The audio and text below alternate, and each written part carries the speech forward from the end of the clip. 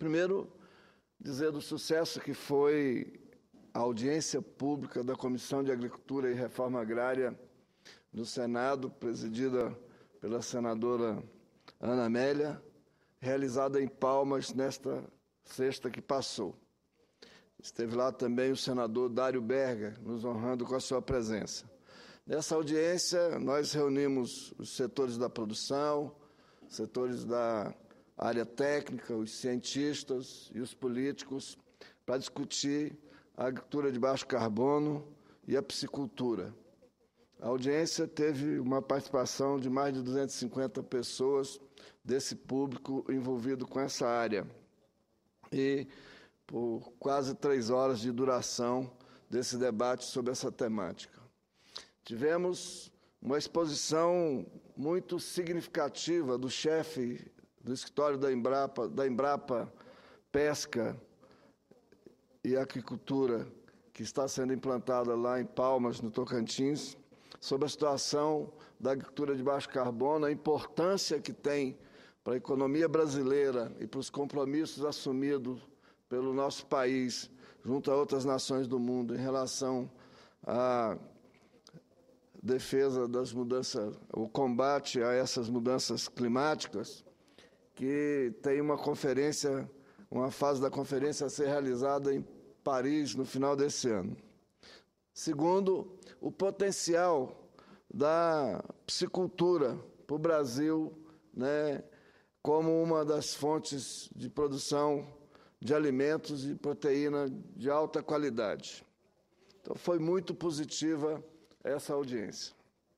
E eu tenho que agradecer aqui o senador Renan Calheiros, que ajudou a criar as condições, agradecer à Universidade Estadual do Tocantins, que cedeu toda a sua estrutura para a realização da audiência, e a disposição da senadora Ana Amélia, que saiu de Paris na quinta-feira e estava em Palmas já na sexta-feira para a audiência às 14 horas, e a presença também do senador Dário Berger, do PMDB, que foi lá de Santa Catarina, que esteve conosco.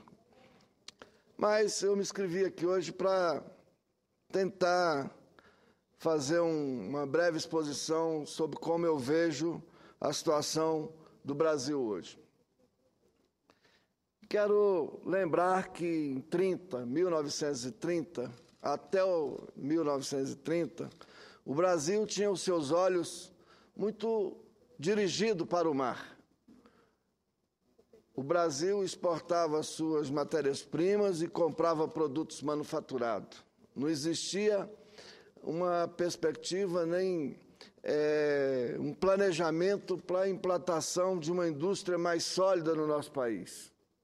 Nós vivíamos da indústria da cana-de-açúcar, meio que exportando açúcar e comprando balinha fabricada lá em outros países. Getúlio Vargas chega ao governo e dá início a uma mudança de visão no país, buscando construir uma alternativa de que o nosso país fosse substituindo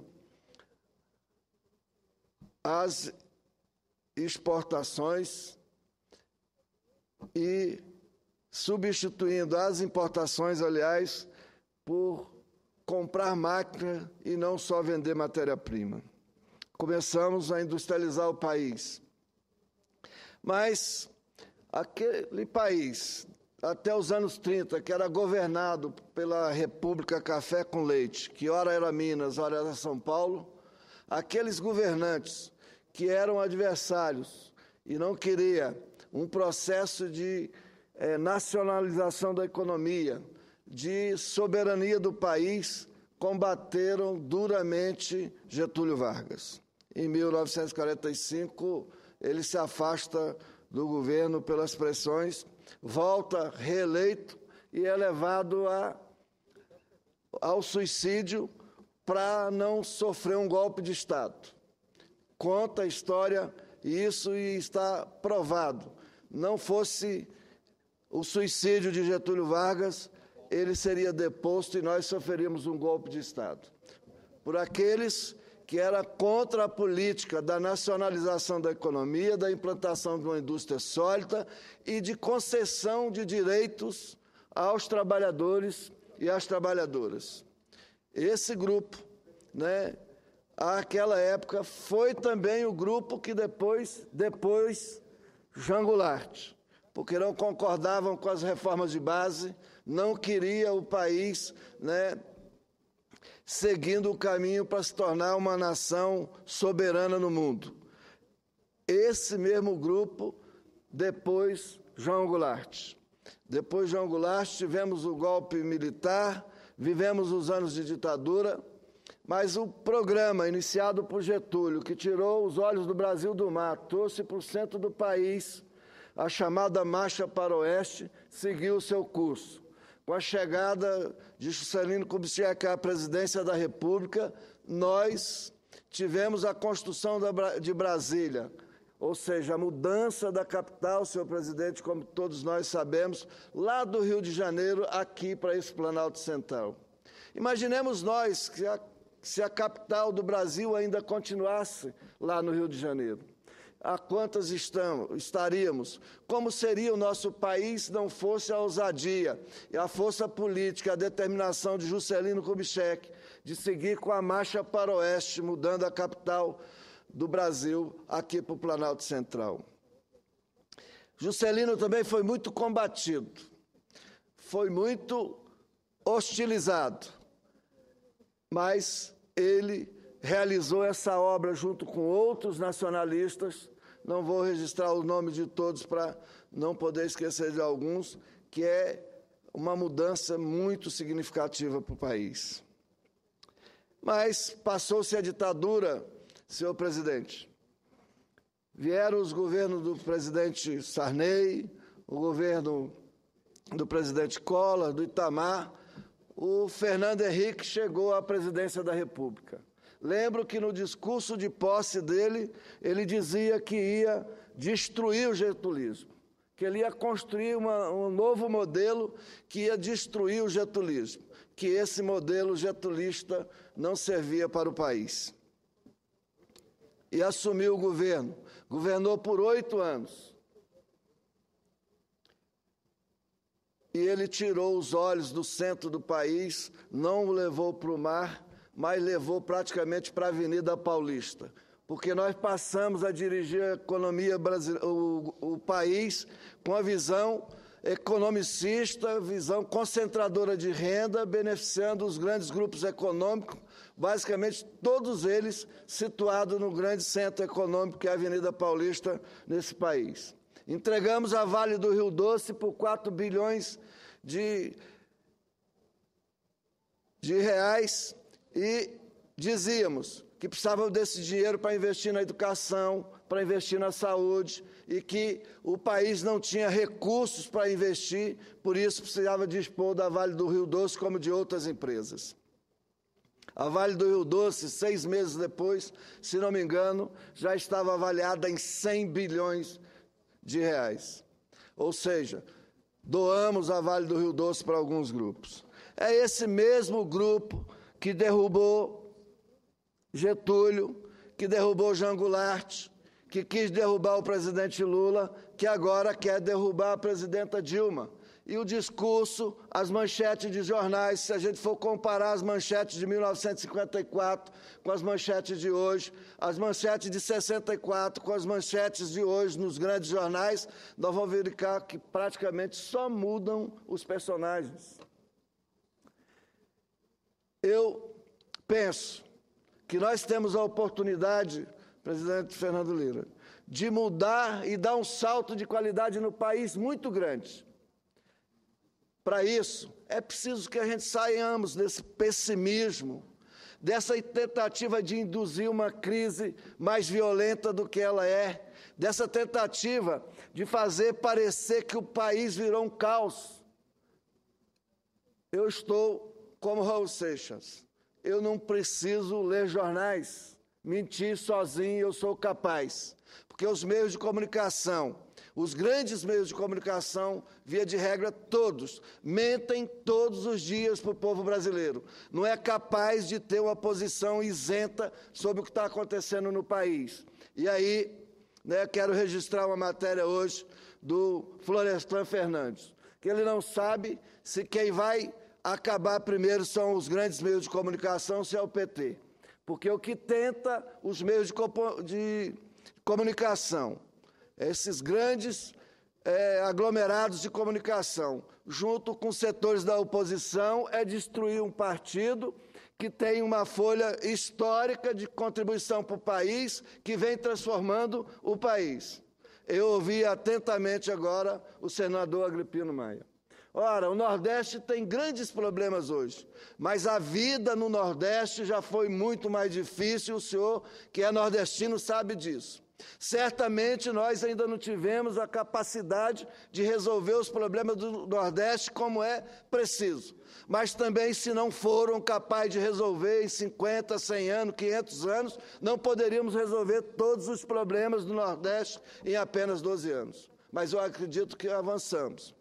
As obras de transposição do São Francisco, que o senhor, presidente, sabe mais do que eu, estão em curso e certamente serão concluídas e trarão um grande benefício para o Nordeste, para cada nordestino e cada nordestina que está lá.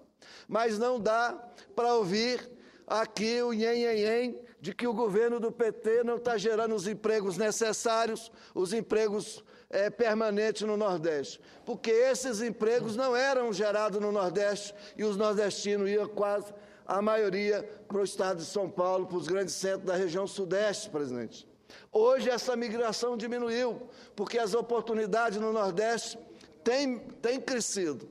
Sei que nós passamos nesse momento por uma crise, mas é uma crise que eu acredito que com os fundamentos econômicos que nós temos, com a situação em que o país está, com o governo que tem, vai ser superada daqui para o final do ano e a gente retoma o crescimento. Senador Donizete, concedo com satisfação a parte. Hoje, na segunda-feira, a gente pode sair um pouco das normas regimentais. Apenas para falar sobre a transposição do Rio São Francisco, muitas pessoas, até do Nordeste, acham que as obras estão paradas. Mas hoje, no dia de hoje, estão registrados 9.133 trabalhadores nas obras, em todas as frentes.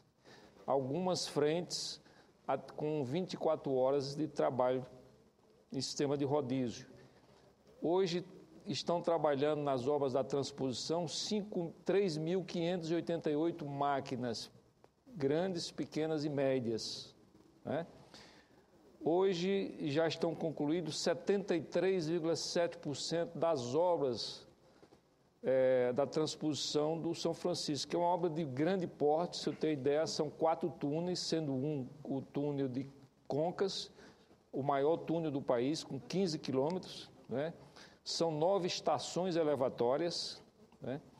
14 aquedutos, que são aqueles viadutos que transportam água, né? E 27 barragens, no total de 477 quilômetros de canais. Portanto, é uma obra muito importante e, com certeza, vai ser a obra mais importante da história do Nordeste brasileiro. E aqui, apenas para complementar, na condição de economista, dizer que, nos últimos anos, o Nordeste tem crescido com taxas superiores ao crescimento do Brasil. Muito obrigado, senador. Eu que agradeço a sua contribuição, senador. Quero adendar ela aqui ao meu pronunciamento, que ela vem enriquecer muito. Por fim, eu quero... Por fim ainda não, mas só para reafirmar no que eu acredito, senador, em relação a essa questão das obras no Nordeste, outras que serão feitas, ferrovias que serão concluídas, outras que serão iniciadas, é o que vem mudando o Brasil. E o senhor, como testemunhou, sabe disso.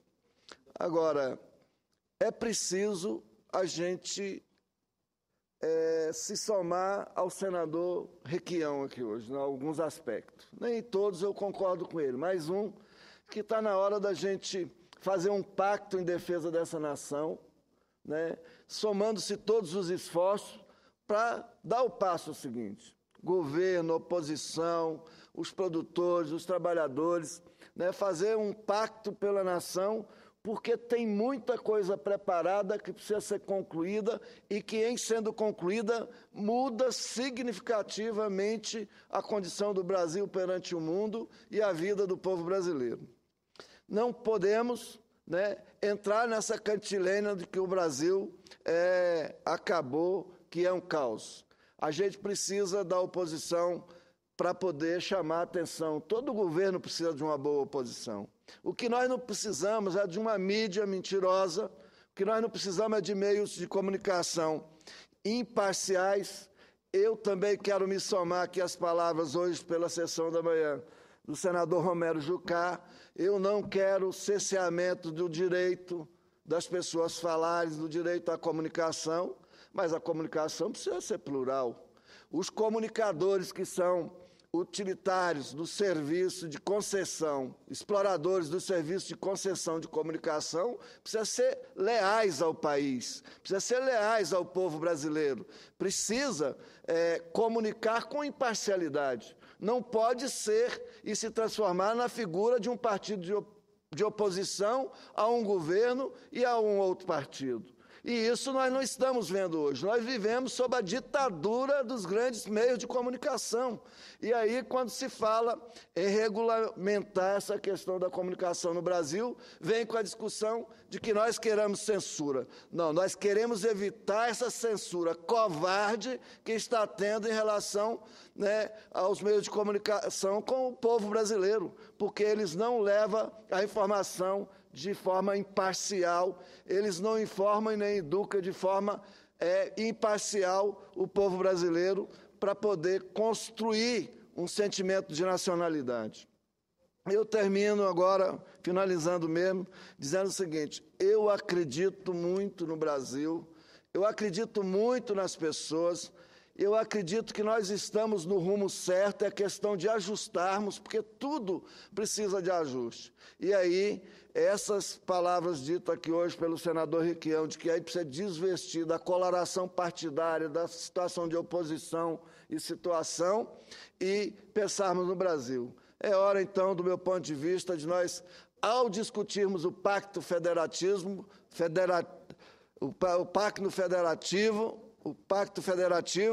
discutimos que Brasil nós queremos para os próximos 20 anos, quanto ele custa e quem vai pagar a conta. Nós temos discutido, senador, aqui no Brasil, aqui no Congresso, aliás, as coisas urgentes que nós temos que fazer. Nós precisamos corrigir coisas urgentes, mas nós precisamos decidir quanto custa o Brasil que nós queremos construir e quem vai pagar. E aí eu penso que não basta a gente olhar para o bolo que existe.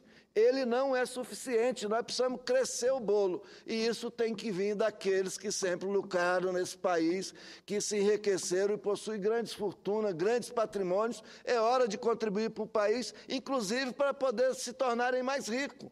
Porque num sistema capitalista como o nosso, à medida que o país vai crescendo, eles vão também crescendo as suas fortunas. É necessário, nesse momento, que a gente faça esse pacto em defesa do país e que a gente construa uma perspectiva virtuosa de desenvolvimento, com inclusão, distribuição de renda e inclusão social. Muito obrigado, presidente, muito obrigado por presidir essa sessão na qual eu pude fazer aqui o meu pronunciamento nessa tarde. Obrigado. Muito obrigado.